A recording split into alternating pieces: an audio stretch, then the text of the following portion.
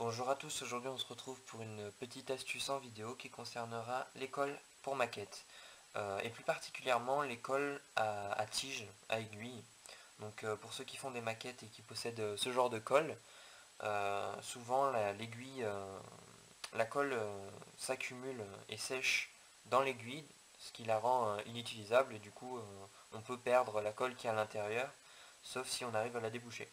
Donc certains utilisent de fines aiguilles, mais personnellement je les utilise pas, je préfère cette méthode, donc c'est le feu.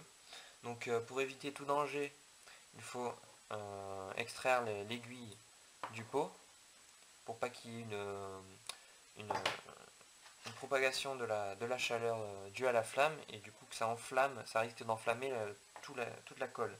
Donc vu que c'est inflammable, vaut mieux pas. Donc on prend l'aiguille, on allume une allumette, donc toujours avec une tige.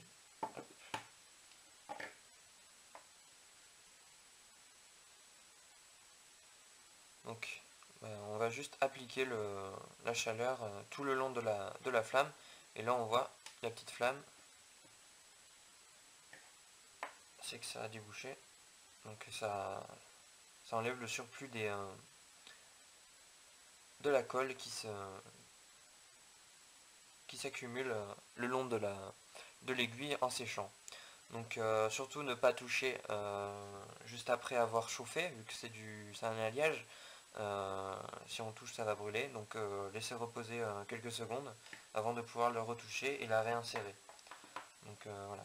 Si on fait cette technique pardon, alors qu'il y a l'aiguille déjà dans le pot, donc là je peux la remettre, c'est à nouveau froid. Il y a des risques que ça s'enflamme. Bon, personnellement, je l'ai fait plusieurs fois, c'est pas arrivé, mais bon, on sait jamais. Donc voilà pour cette petite astuce. Donc la vidéo finie. C'était une petite astuce très rapide. Mais bon, dès qu'on met 5 € dans une colle, c'est un peu con de les voir rester bloqués et de devoir les jeter ou les garder pour éventuellement les reboucher en les dévissant par le bouchon.